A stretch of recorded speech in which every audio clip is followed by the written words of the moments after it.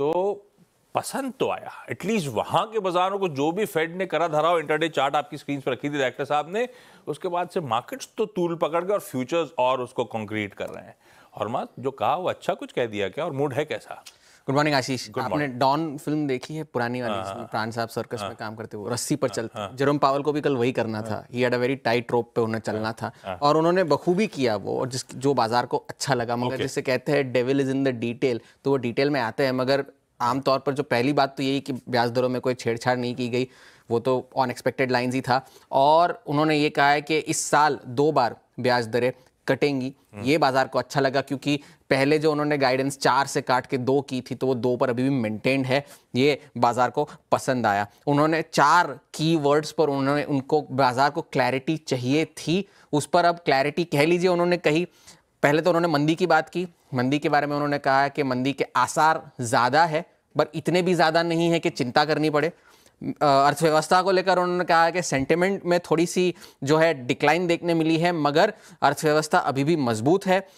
महंगाई को लेकर उन्होंने कहा कि काबू पाने में थोड़ी सी दिक्कत आ सकती है, मगर इतनी भी दिक्कत नहीं आएगी कि पॉलिसी इंटरवेंशन करना पड़े।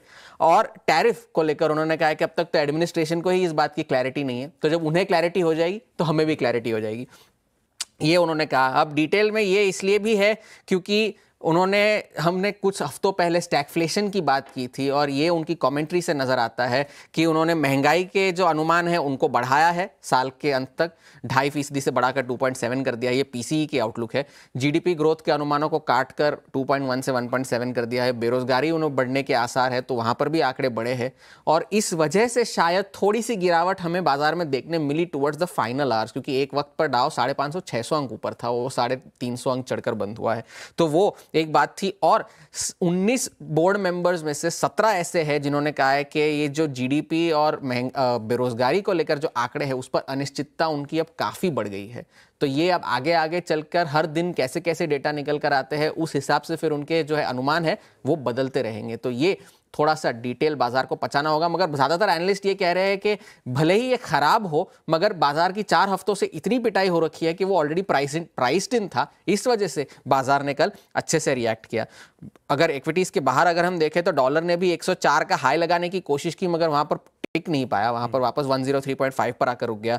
ये जो यील्ड्स है वो भी 2 ईयर की जो यील्ड है वो 4% के नीचे जा चुकी है, जबकि एक वक्त पर पिछले साल वो 5% तक पहुंच चुकी थी, और 10 साल की यील्ड भी 4.2 पर आ गई है। और सोने की कीमतों में तो कोई लेट ऑफ नहीं है। कल 3030 का हाई था, आज 3060 का हाई बना हुआ है, तो वो तो चल ही रहा है। आज जो है और काफी सेंट्रल बैंक्स के नतीजे आने हैं। उससे पहले ब्राजील के जो सेंट्रल बैंक है उन्होंने अपनी ब्याज दरें 1% बढ़ाई है। इंडोनेशिया के सेंट्रल बैंक ने कल अपनी ब्याज दरों को छोड़ दिया बिना कोई छेड़छाड़ के। आज बैंक ऑफ इंग्लैंड के नतीजे आने हैं, स्विस नेशनल बैंक के जो है ब्याज दरों के नतीजे आने हैं, तो वहां पर नजर बनाए रखने की जरूरत है। डोनाल्ड ट्रंप ने व्लादिमीर जेलेंस्की से बात की फोन पर, रूस के साथ जो उनकी बातचीत हुई उसको लेकर उन्हें अपडेट दिए गए। और जेलेंस्की ने भी ये कहा है कि अगर ये जो युद्ध विराम है एनर्जी इंफ्रास्ट्रक्चर को लेकर, मैं उसके पक्ष में हूं। पूर्ण युद्ध विराम की अगर इस तरह से शुरुआत की जाए, मुझे कोई ऐतराज नहीं है, वो भी चलेगा। और ट्रंप ने ये कहा है कि जो पहले उन्होंने कहा था कि मैं आर्म्स वगैरह नहीं दूंगा यूक्रेन को, तो उन्होंने कहा है कि हम आपको मदद करेंगे, जितनी हो सके उतनी हम मदद करेंगे। और यूएस और यूक्रेन का जो दल है वो 22 और 24 मार्च के बीच सऊदी अरब में उनकी जो है बातचीत होगी। आज चीन के 1 और 5 साल के लोन प्राइम रेट्स के नतीजे डेटा आने हैं, जॉबलेस क्लेम्स का डेटा आना है, तो वहां पर भी नजर रखने की जरूरत है। कहने के लिए आप कह सकते हैं हैंडओवर अच्छा है, but the devil is in the detail. लीजिए भाई, हैंडओवर अच्छा है। यूएस के मार्केट्स अच्छा मूव दिखा रहे थे, फ्यूचर्स और उस गेन्स को कंसोलिडेट करते हुए। आसान शब्दों में इस बार तो दरों में कोई छेड़छाड़ नहीं, जैसा हरमाज ने क्लियरली बता रखा था, कोई एक्सपेक्टेशन नहीं है। लेकिन यहां से 2025 में लग रहा है, वो डॉट प्लॉट कहता है कि 2 बार दरों में कटौती आ सकती है। स्टैगफ्लेशन सिचुएशन की बात हो रही थी, तो फेड उस तरफ ले जा रहा है। ग्रोथ के प्रेडिक्शंस रिड्यूस हो रहे हैं, इन्फ्लेशनरी प्रेडिक्शन थोड़े से बढ़ रहे हैं। सबसे इंपॉर्टेंट, रिसेशन, मंदी। टाइम दिया पॉवेल साहब ने, उसका जवाब दिया। पॉवेल साहब कह रहे थे हमेशा एक अनकंडीशनल पॉसिबिलिटी होती है रिसेशन की, पर कभी भी वो 1 in 4 होती है।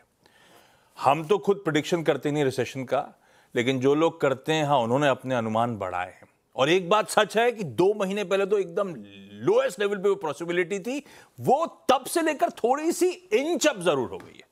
तो मंदी का कोई डर नहीं, लेकिन हाँ पॉसिबिलिटी 2 महीने में कुछ बड़ी जरूर है।